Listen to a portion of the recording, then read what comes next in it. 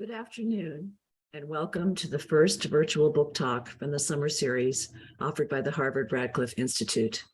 I'm Carol Oja, Faculty Director for Radcliffe's Humanities Program, and today's event features Gish Jen sharing her recent book, Thank You, Mr. Nixon, a collection of stories. This event is supported by the Perrin, Moorhead, Grayson, and Bruns Grayson Dean's Leadership Fund for Academic Ventures at Radcliffe. The generosity of donors keeps our programming free and open to the public, and we are grateful for it. Today's featured guest, Gish Jen, is an acclaimed author of 9 books and dozens of short stories and articles. Her work has been selected repeatedly for inclusion in the Best American Short Stories, nominated for a National Book Critics Circle Award, and featured in a PBS American Masters special on the American novel. She is a member of the American Academy of Arts and Sciences and a visiting professor at Harvard. The daughter of immigrants from China, Gish Jen was raised in the greater New York City area.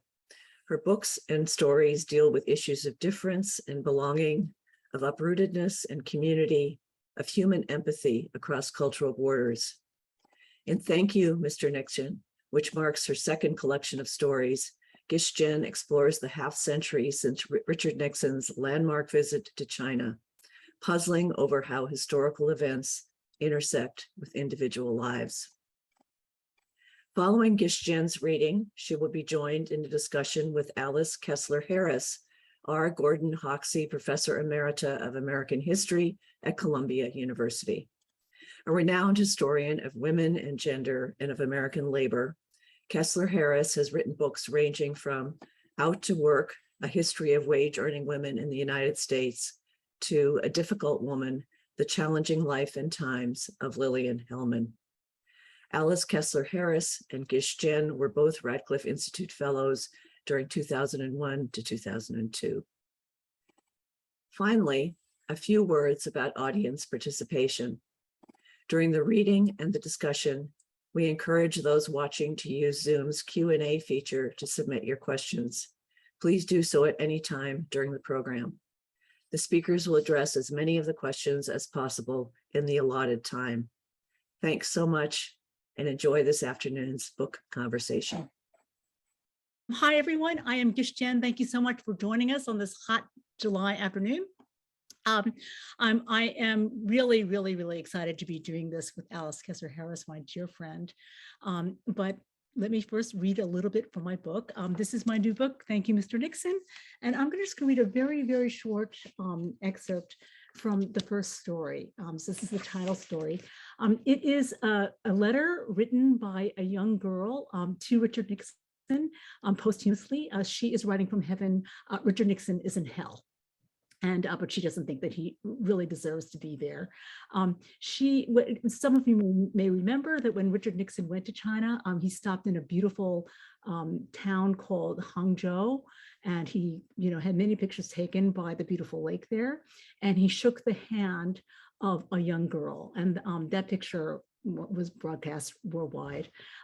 This young girl in my story is not the young girl in the picture, but another girl who was in the picture, another one of the background girls, who's also wearing a beautiful coat that her mother had made for her, especially for this occasion. In this excerpt that I'm about to read, she's recalling some of the preparation for Richard Nixon before he showed up. So he says, "The streets were cleaned before you came, with certain slogans removed and new ones put up. The shelves of the stores were filled, and people were made to stay at school and work late so that the streets would not be so crowded. Did you notice how few people there were around? Maybe you thought that was normal, but it was not normal. Just like the number of fish in West Lake was not normal. Did you think there were always so many beautiful carp waiting to be fed?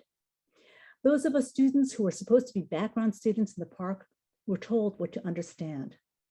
What if the American journalists asked things like, do you have enough to eat or drink? Or do you like America? Our teacher asked us. Do you understand them? Of course, that was a stupid question because anyone who answered yes would not have been picked to be a background student to begin with. But no one said it was stupid. Instead, we promised that even if the translator spoke perfect Mandarin, we would not understand him. We were not supposed to understand anything about a man going to the moon either, which was easy since most of us did not actually know the American imperialists had put a man on the moon until we were told that we knew nothing about it. As for whether we were supposed to volunteer, we had gangs of Red Guards breaking into our homes and destroying everything, much less they took people out into the yard and beat them to death, or the young people were sent down into the countryside to be re-educated, but also just to stop them. They were so out of control. You may guess whether we were supposed to say things like that or not. No, we were smart.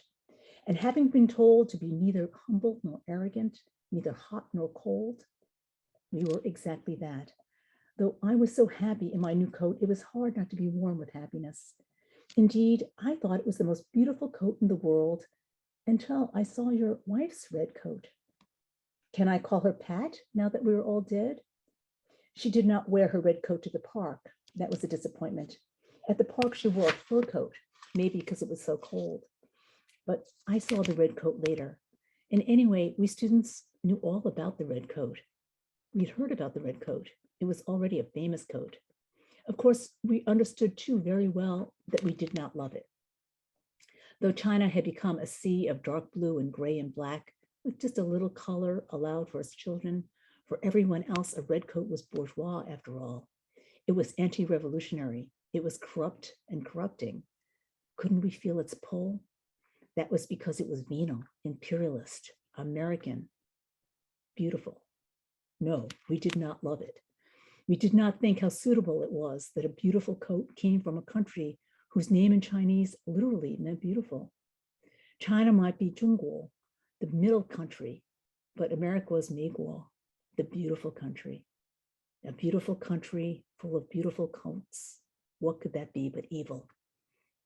The history books say that China opened when you shook hands with Chairman Mao, but I think it began with that coat. Because if on the outside, we were neither humble nor arrogant, neither cold nor hot, on the inside, we were torn. We loved our country, but it was not red flags we wanted. It was red coats. Thank you, Mr. Nixon, for bringing that coat. And I'm going to stop there and invite to the screen my dear friend, Alice Kessler-Harris. Hi, Gish. Hi.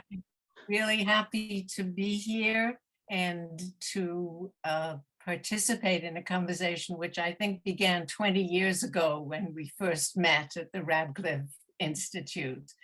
So I hope that this conversation will be a continuation of that one.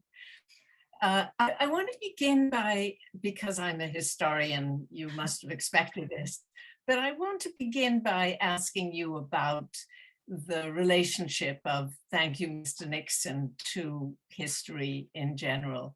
So here, and I have to confess that I love the stories in the book, both separately and as a unit.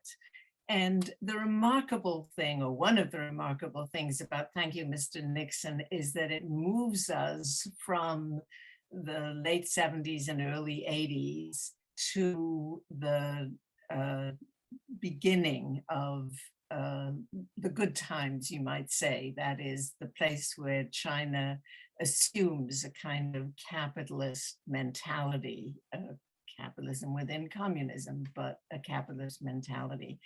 So here's what I wonder. You begin this with Nixon, and particularly with the idea of the red coat, which signifies the kind of bourgeois dream that still, when Nixon went there, was impossible.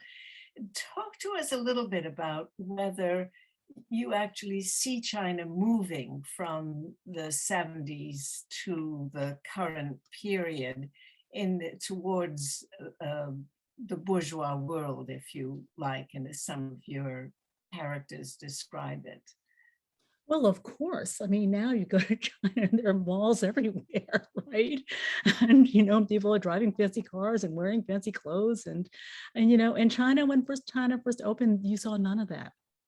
So as you know, I visited with my family in 1979, and everybody was wearing dark blue or gray or black, and then I went back to teach in 1980, 81. I was in Shandong province, and even then, I mean, all adults were in dark blue. But I remember then very clearly that, I have one young student, they weren't really allowed to wear makeup, but she just a little bit, I don't know where she got that makeup, but she's wearing just a little bit of lipstick, which everybody noticed, of course.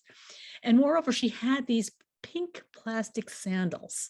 Today would be very unremarkable, but at that time, for somebody not to be wearing those black cloth shoes, those black cloth Mary Janes, I mean, everybody noticed those sandals.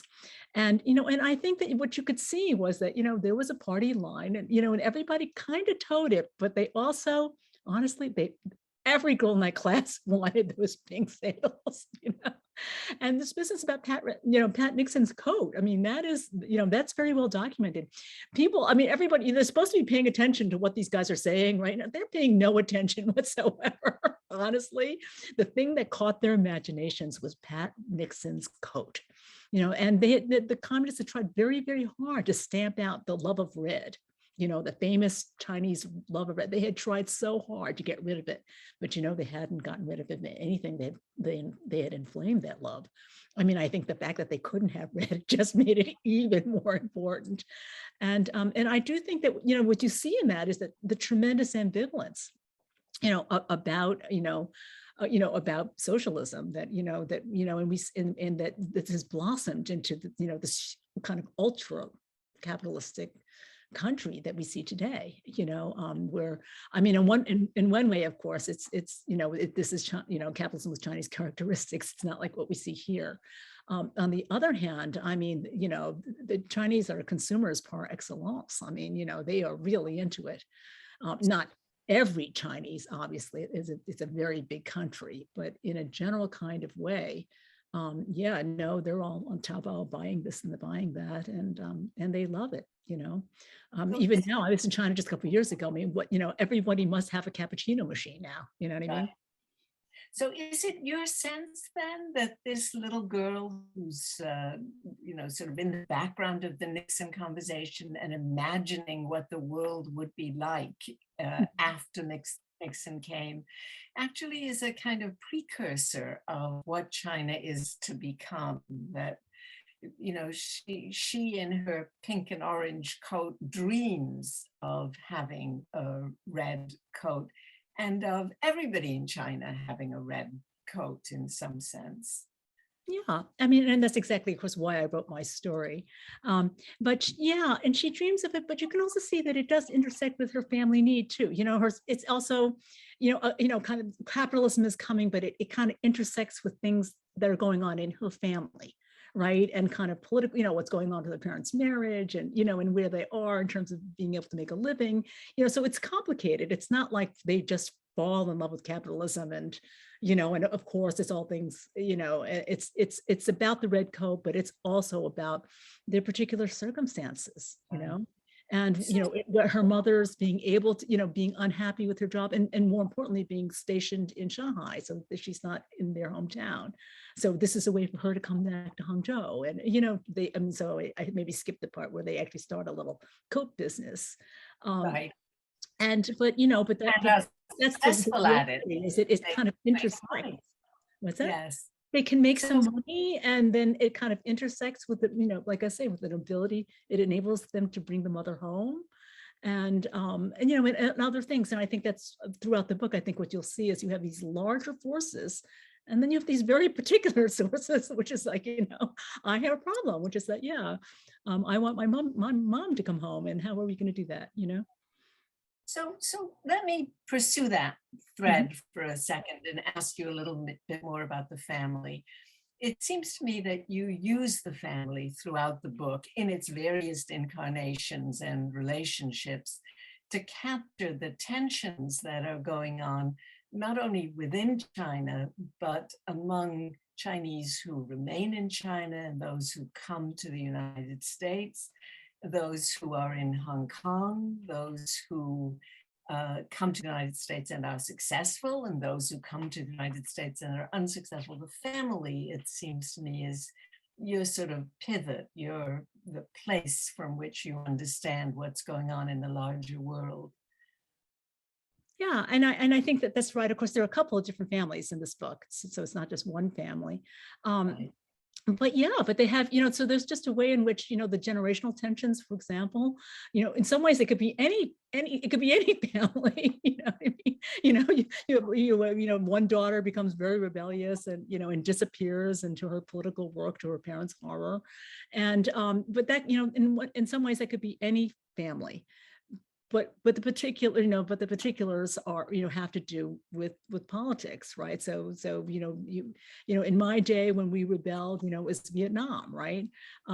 But today when they rebel, it's Hong Kong, and so it's in some ways it's the same old, but in other ways it's not the same old, and of course and actually what is going on in the background is humongo. I mean, it is really enormous because it affects us all. And so, but so I was trying to capture the way that you have these very large forces, but then you also, you have these very particular forces as well. It's kind of who's the number one daughter versus the number two daughter, and what schools did they go to, and what do they feel like they need to prove for whatever reason, the very particulars of their assimilation or their refusal to assimilate, whatever it is. Right. So I'm going to back up for a minute and come back to that in a second. I want to back up and talk a little bit about the downside or the negative side, which you approach with such grace and humor in the book, and that is the sort of surveillance, the fear of surveillance, the constancy of it, and its meaning in the lives of these families. Talk a little bit about that if you can, and how you play with that. The surveillance, in China was there from the beginning. I mean, what you can see in that very first, there's a China tour story, it's the second story in the book, and the Great Wall. Right, it's the Great Wall, and that's that I based on notes that I took myself in 1979. And I remember, there I am with my family, and one of the things that I was not prepared for, but it's instantly apparent when we landed, was that you were going to be surveilled everywhere. I mean, so it starts in the hotel, where, by the way, you have no locks on your doors, so they can come right into your room. At one point, and there are hall monitors at the end of every hall. It is their job to watch you. Everybody is watching you. Everyone is sending a report on you at the end of the day, everything that you did. For us, that was really, coming from America, that was quite a shock. And let me tell you, it wasn't in the tour guides, and literally we had tour guides come into our rooms and just open our suitcases and go through our stuff. We're just standing there like, whoa, but anyway, but I do think that, we now we're seeing the cameras everywhere in China. And I guess I'm not trying to make any point, but I will say that what you understand is that these cameras are simply the hall monitors plus technology, right? But this idea of keeping track of people, and also using people to report on each other as a way of controlling the population, definitely predated the cameras. So I would say that it's been a feature of Chinese life for quite a long time. And so yes, there are definitely downsides, and you can see also, for a lot of the Chinese, there is this tension. I think you can see this by Detective Dog, and it gets into kind of Hong Kong. They don't know what to do. I think that they know that things are going on, and do you just ignore it and just try to live your life, or do you try to confront an authority? So now I'm talking about Hong Kong and the Uyghurs and so on. Do you try to confront an authority where, frankly, it's not like America. You can try to confront them, but you're probably not going to get anywhere. So you have this generational tension between the older generation that thinks like, this is futile. This is futile, and the younger generation that they've been in the United States, and they think that if there's enough of them, they can rise up and they can do something. And the older generation is just like, what, it's just not realistic. And, here in China, if you're not happy, you should vote with your feet, because it's not like the United States, you are not going to be able to move them. And I'm sure that right now, a lot of parents are saying exactly this to their children, even if they had supported them, even if they had, given them water to go out and protest, and even if they had helped them. But right now, a lot of them are saying to the children, you see, this is China. You are, you know what I mean? You are kidding yourself if you think you can move China and you can't. That they would very likely say, and that has been true for millennia. You know what I mean? Millennia, they would say. And yet Like in they're having the book you have, yeah. But I was going to say that in the book you have these wonderful lines which indicate that how people police themselves. So, for example, our little girl in the orange pink coat says, "We all knew how to forget. After all, we were good at it." And then when you're speaking of the Cultural Revolution, you speak at one point about how victims of the Cultural Revolution could remember every aspect of the victimhood, but the Red Guard, which inflicted the wounds on the rest of the population, had forgotten everything a few years later or not long after. And this self-policing, which appears in various forms throughout the book, I thought was one of the interesting characteristics that you were identifying among Chinese in general. Is that fair to say? Yeah, it's something interesting though. Interestingly, so I would say that in these public situations, there's a lot of self-policing. Yes. And they're all aware of it. So I will say that, they self-police, but then if you were in a meeting and somebody was saying something, you are well aware that what they are saying and what they think, that these things can be quite divergent. And in that way, it's not that different than a faculty meeting, I will say. In fact, it's quite similar. And so so it's really, and they are, so it's a funny kind of thing where on one hand they are self-policing, on the other hand there can be a lot of signaling that we as Westerners don't get, because no one is saying what they mean, but everybody somehow knows anyway. And that's quite a feature of Chinese life, I would say. Interestingly, from their point of view, but between themselves, they can be very frank, kind of within the safe confines of a family, say, very frank.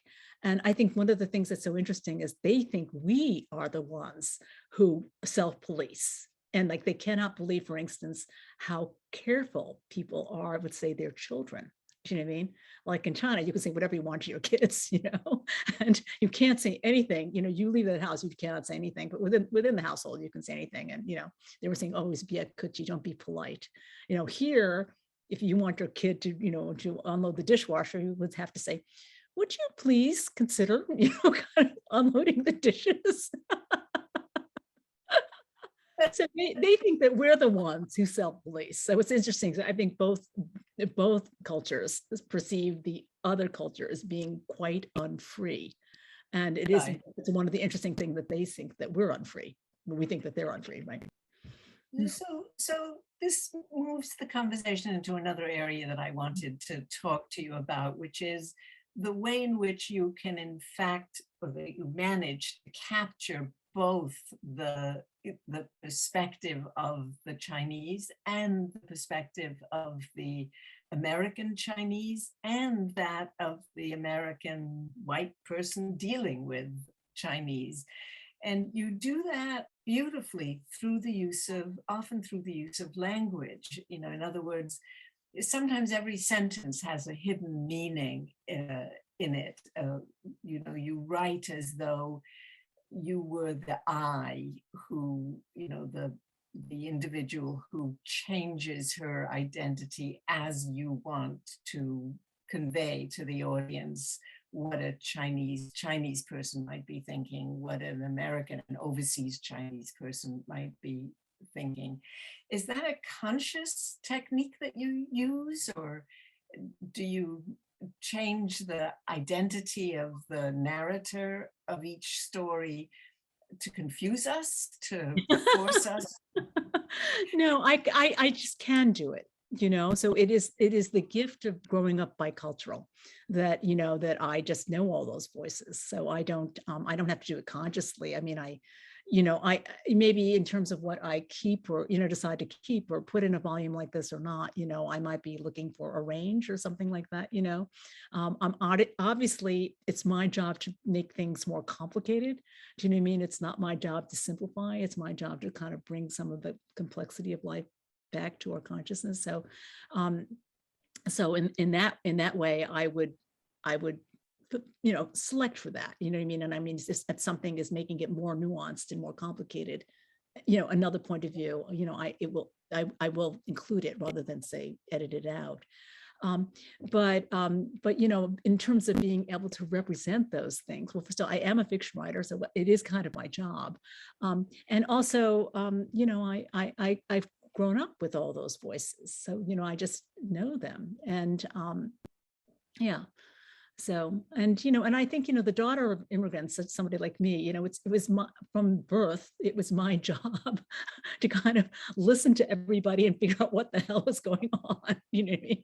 So, I am somebody who's sensitive to these things and will, I pick up a lot because I had to, right? I mean, I have parents who are from China, really, I'm the daughter of immigrants, and parents from China, they had no idea what was going on, really. And so it was, is a matter of survival to have a daughter who actually could figure out, like, oh, my sister's supposed to be in the morning session of kindergarten, you know what I mean? Don't send her, do you know what I mean? That's, but when she's coming home at noon because she's in the morning session, my parents would have no idea about anything like that. And so I would have to, so it was my job. And now I've make that my profession. Right. And here's a place where I could identify on a number of levels with what you're doing. I too am the daughter of immigrants, or the child of immigrants who didn't know what they were doing. And I thought one of the ways in which you open up this question was the repeated discussions of school and education. What kinds of schools, what kinds of educations? Are they the best? Are they not the best? Is my child going to go to Harvard? And if she doesn't, am I a total failure? That this sort of infusion of concern about education is perhaps it's not a classic immigrant story, but it's certainly a familiar immigrant story. And it was quite lovely to see that Chinese, I mean, I'm assuming that this represents Chinese, but that was, general, universal among immigrant cultures. Yeah, well, and just as I was sort of saying earlier, it's both universal and particular, right? It is true. I think that many immigrants get here and they quickly figure out that education is the key. I mean, I think that, many groups have figured that out. But the Chinese come here, from a culture where it was already drilled into them that it was the key. So, if you came, anyone coming from China was aware that the way to advance a society was to study and to take these exams. They had the civil service, imperial exams, but what is very well. Excuse me, wasn't that driven out of them during the Cultural Revolution? Well, it was, but this is like the red coat. On the one hand, it was all gone theoretically. On the other hand, it immediately came right back. And so that, so there are some years where there was no exam, but now we have the Gaokao, and it's the same old, right? And everyone is studying. And so it's, it's harder to get rid of this stuff than you would think. So they can go ahead and abolish it. Right. But the minute you open the door even a little bit, they already have this, they have a cultural template. And you know what I mean? It's still there. And so they can, like I said, they can cancel the exams but like I said, the minute they open the door just a little bit, everyone is studying. So I think that in one way it's part of the immigrant experience here in America, but I do think that, many Chinese Americans come here kind of primed, they already kind of have that idea from China. And then they come here and they're like, oh, I see, this worked in China, it's going to work here too. Do you know what I mean? And then they sit down, or their parents sit them down and say, Right. But there is this tension between the parental generation, which comes basically wanting to make money. I mean, wanting to make it in American society, to buy a nice house, to live a good life, and their demands of their children, which is not so much or not always that they make money, but that they become educated and become somehow assimilated while at the same time retaining the Chinese urges to be successful, to make money, to. It's really complicated, right? So this is where, the template that comes to with the people bring from China is kind of a fit for America, but depends on where in America and where you are. So I think that many families come and China's very, very hierarchical. That's a very, very big difference. But so they're in their minds, there is always a ladder, and I will say the lower, the lower rungs. To be low on the, on the ladder in China is horrible. I mean, it's not, it's terrible here, but it is really terrible there. I mean, in Shanghai, even today, you will see it, in even very fancy parts of Shanghai, you can see people, sleeping in steel boxes. I mean, I was living in the French concession a couple of years ago, and, we passed this person's like sleeping in the steel box. And, just the way we have homeless here in Cambridge, which frankly, it's even tougher. I mean, it is tougher. And so, so they're kind of primed that, you've got to make sure that you don't go down because it's going to be terrible. And, but when they get here, and that means money, you know what I mean? That means, so the money is what's going to help you go up, right? And be in kind of a safe place. I mean, it's really all about security. But then they get here and then the kids go to Harvard, and actually what the kids quickly realize is that actually they are unlikely to end up at the very bottom of the society here in America. And actually, you don't have to be at the very top to be having rather a nice life. Do you know what I mean? Like, you don't have to climb and climb and climb. You actually have to find something that you want to do, like write or, do history or something. Right. And actually, you might be like a lot happier doing that than, being at Morgan Stanley. I mean, I think that, obviously you and I are both in this category. And so the older generation doesn't quite get that because they didn't, you know what I mean? That's not part of their template.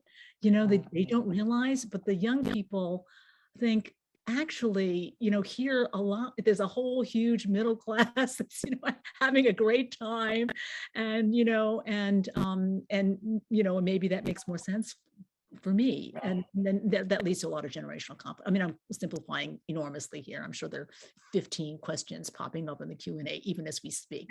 It's an enormous simplification, but you can see these kind of dynamics, yes, in my book. And we're, like I say, where it is both the immigrant, situation, that many immigrants recognize, but with Chinese characteristics, I guess I would say.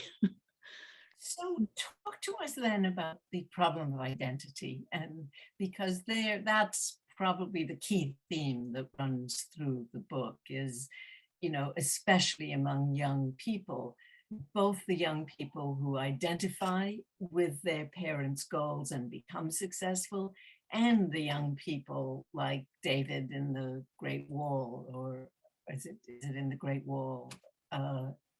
No, perhaps not. But the David who returns to China as a mining special expert, and then tries to track down his Chinese family and is astonished by can't overcome basically the differences. So there's that identity problem, and there is the identity problem between the young person who is successful by her own standards, but not by her parents' standards. So she has parents who continue to say to her, "You're not Chinese, you're American. You've become too American. Why don't we take you back to Hong Kong?" This identity question seems to subsume the lives of the immigrant generation. Well, I think, let me just sort of say that that's, as you know, from my very first book, which I wrote, Yes. I wrote typical American. I asked, what is an American? And I tried to recast, what American was, instead of being someone who grew up in a farm and ate apple pie. Somebody, as soon as you ask the question, what does it mean to be Iranian, American, Chinese American, Polish American, you are American. So, I do think it is the big American question, and increasingly, it is simply the big question as as the world has become more and more globalized. I think people are quite confused about their identities. And so I think for people, since I was interested in how this played out over the last 50 years. So, in the very beginning, and, I'm embarrassed to say that I myself can't read Duncan in China. When Duncan goes back, I had myself to think myself, what is that guy's name? But when Duncan goes back in the early 80s to go teach at a coal mining institute, and I will say that story does draw very heavily on my own experience, 1980, 81. And I'm not Duncan, and I didn't come home with a girl, none of that happened. But a lot of the background details are from life, and but including this kind of confusion about when he comes back, it's just like, what is China? Do you know what I mean? Like, he only knows, he knows about the scholar officials, and he knows about these beautiful porcelains that he has seen, like in the Met, these beautiful, very pure porcelains. Is that China? Or is China this kind of like this immigrant, like, we must make money? Is that China? Like, what is China? And then, of course, he goes and he has these two models, and then he's confronted with his cousin, his cousin who's 5-year-old is drunk and dancing on a table in a Peking duck, restaurant. And that scene, I'm sorry to say, is from life. And that was never even on, he never even asked himself whether that could be China. I mean, China turns out to be something that he could never have imagined, right? It was just never crossed his mind.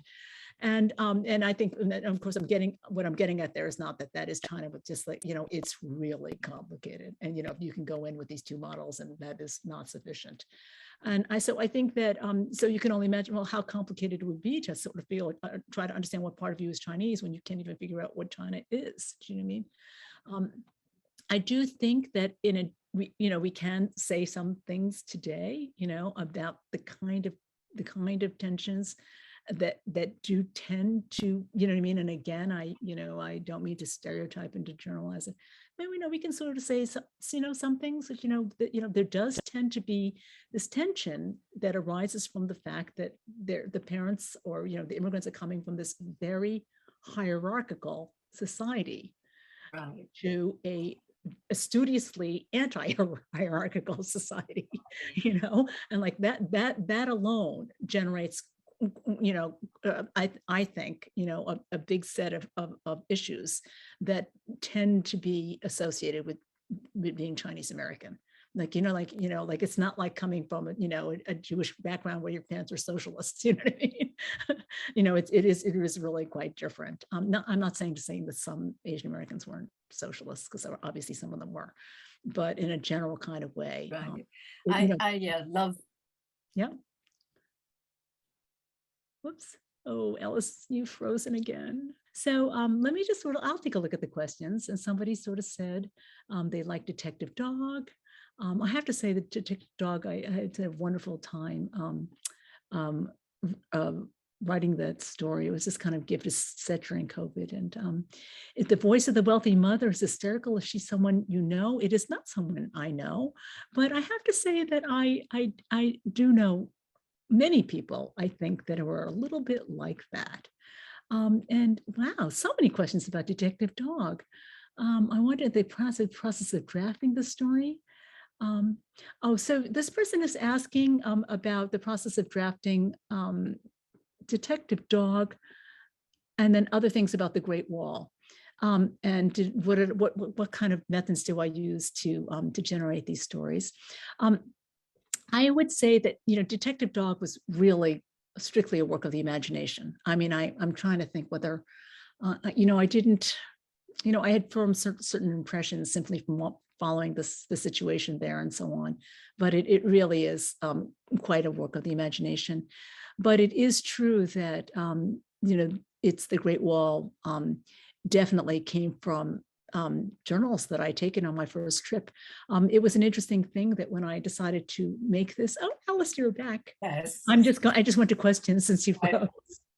Anyway, I'll just finish my point about like, well, you know, because once I decided to make this collection that I wanted to span the whole 50 years since 1972, I realized that I did need some early stories, and I didn't have any early stories. But then I suddenly realized that, yes, I didn't have any early stories, but I did have notes. And in 1979, when my family first went back, even though I had no plans on being a writer at that point, I don't know why I took such extensive notes. But I did. I wrote everything down, and I still had those notes. And so when it was time to write a story, I did have them. I do always change something. So in my notes, my family had actually gone on an overseas Chinese tour. We did not go on a kind of more mainstream tour. So that was changed. Many other things were changed. Although it is true that in real life, just as in the story, the mother becomes a translator, translates for the group. Although interestingly, because we were an overseas Chinese group, everyone's first language is actually Chinese. But and one of the things, and Alice, we can go talk about the changes, but one of the big things that the communists did do is they did standardize Mandarin. And but of course, all the immigrants on this tour were from the China before Mandarin had been so standardized. So even though they theoretically all spoke Mandarin, they couldn't understand each other. And so fascinatingly, you know, we would go to every city, there'd be a local guide. The local guide would speak in the local dialect. There would be a Mandarin translator. And then my mother would translate from Mandarin into English. And so that part is reflected in the Great Wall. It's somewhat it's simplified in the Great Wall because we don't have, you know, this thing, but you know, but fascinatingly, even though all these people were Chinese, you know, native Chinese speakers, they had no common language in which they could speak besides English. And I think that says something about, you know, what the communists, you know, and believe me, I'm very aware of the dark side, but this is something that they were able to accomplish, which they actually have a nation now where everybody understands each other while speaking what, you know, the language that is supposed to be their language, namely Chinese. So let me ask you one more question before we turn to the audience questions. You say several times, and this issue of translation, you say at one point, about the mother, you will translate for them all the rest of your life, or that you, you know, as immigrants, you learn to speak as a form of translation. Is that how you feel about your own role as a writer, are you translating? You know, I don't feel so much like I translate, but I do think, well, this is maybe something different. I feel like when we talk about US culture and kind of the things that we need to discuss, you know, we always talk about class, gender, race. And I feel like culture is missing from that list. And I would say that many Asian Americans, especially the first or second generation, would probably agree with that. So, so you know, this moment where the daughter Grace says to her mother Opal, "You're 100% American." Her mother is the immigrant, right? And her mother says, "I'm not so sure." You know what I mean? And I think that like, I'm not sure. You know, of course, she's talking about politically. You're 100% American, and America's accepted you, and you're 100% American. But the mother doesn't feel so American, and I think that feeling is actually quite common, where they feel like they just don't really belong. And it's not that America hasn't welcomed them or something, it's internal. And what they're really saying is that they come from a very different culture, and people don't seem to be willing to admit that. They're kind of culture phobic, and they don't be willing to say that, but they really feel it.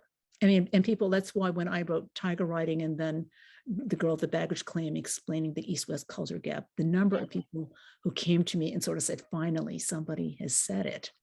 I mean, a lot of people in the immigrant generation, and also the second generation, where they're still, where they, honestly, a lot of ideas like like, let's start with like, you would do, how much advice do you give to your child when it comes to picking their college? Do you sort of say like, I don't know, that's such, what I mean? Like, how directive are you? Is it totally the kid's choice? I think this business of giving the child total choice is difficult for many, even in the second generation. They feel like it's too individualistic. And then sure enough, when the kids freak out and actually have been made very anxious by being given so much control, which they don't really feel quite prepared for, again, the Asian Americans, I think, second generation, and again, I'm so sorry, I'm sure that people in the audience are like, oh my God, this is such a just you're generalizing. But anyway, as a second generation Asian American myself, and maybe the kind of person to whom people will tell their stories, what I hear is that a lot of people are quite ambivalent about the whole individualistic project, and that they feel, especially that America, frankly, is just veered off into kind of a toxic individualism, which is troubling to many, but is especially troubling if you come from a very different culture where you can see a whole different way of doing things. Not that that's so great, but this feeling like, can we find some middle ground here, I think is a very common feeling. You, in the second generation, the young people are no longer translators. They are lonely. You identify them as, and you say this several different times in several different ways, the only Asian in the classroom, or the only Asian American in the classroom, or there was one more and I could identify with that one. So there is that sense, that sweeps through the book of, what is it to be an Asian American, fully American, but yet an Asian American? Yeah, so fully American politically and in other ways, and as the Asian Americans famously, many, and I don't want to go from Asian Americans to Chinese Americans, but of course many, the top end of the Asian American group are doing very well. So all the numbers look great, right? They go to Harvard and whatever, Now look, many people are not going to Harvard, and there are many groups. I get it, that the Hmong American. Let's not please mix up these groups. Right. But it's true that there is a sector that's doing very well, very overrepresented at many many high status places, and yet there is this feeling of, I would say, just alienation. Do you know what I mean? That we have a set of problems for which there is no vocabulary, and about which no one wants to talk. And that there is a set of problems, and there is this feeling that, like,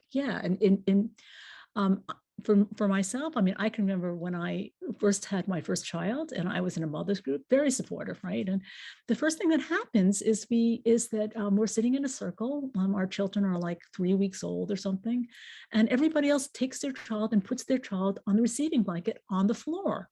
And I just couldn't do that. And I could not have told you why I couldn't do that, but I couldn't do it.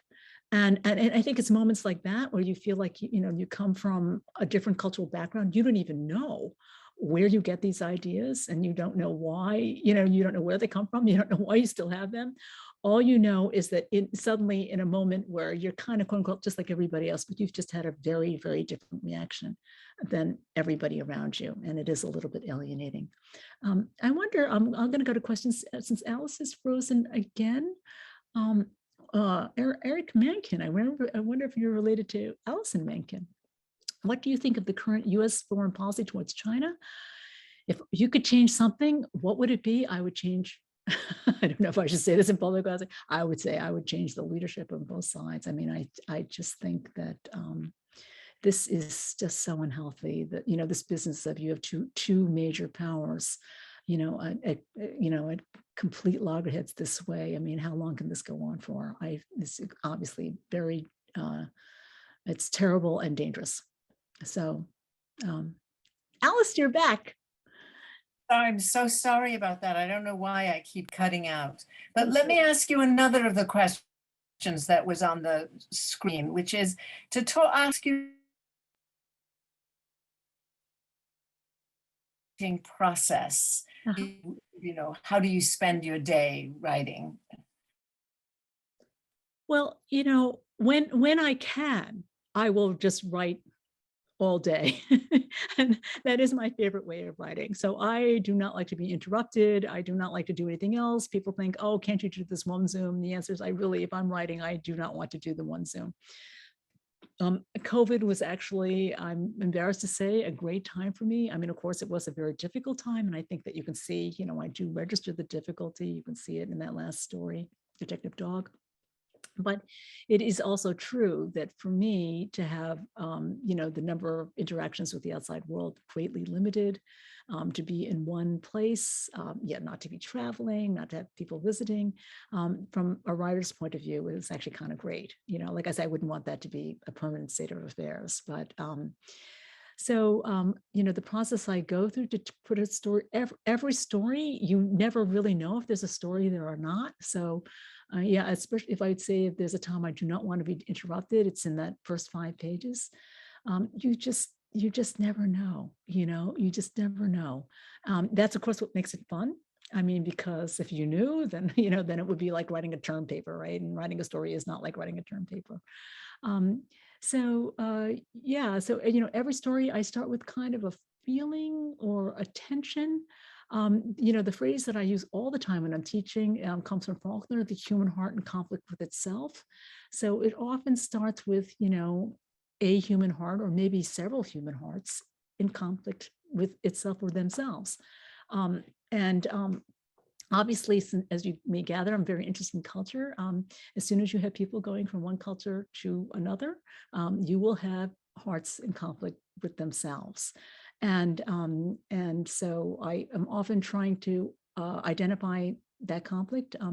Another phrase that I use a lot when I'm teaching is what Gertrude Stein once said, and she sort of said, the artist works by locating the world in himself. I always wish that she had said herself, but anyway, she did say himself, and I think that's right. I think that as a result of our contact with the world, we do develop nerves, and I think that if you can identify a nerve like that, you will be writing both about something that's very important to you, but also about the world. And that's always been very important to me. I hate it when work seems really very narcissistic. On one hand, you have to be very personally invested in what you're writing about, obviously, but I always feel that it's got to be about more than yourself. And I just saw it come up on the chat that to just take one more question. And let me just see. Hierarchy.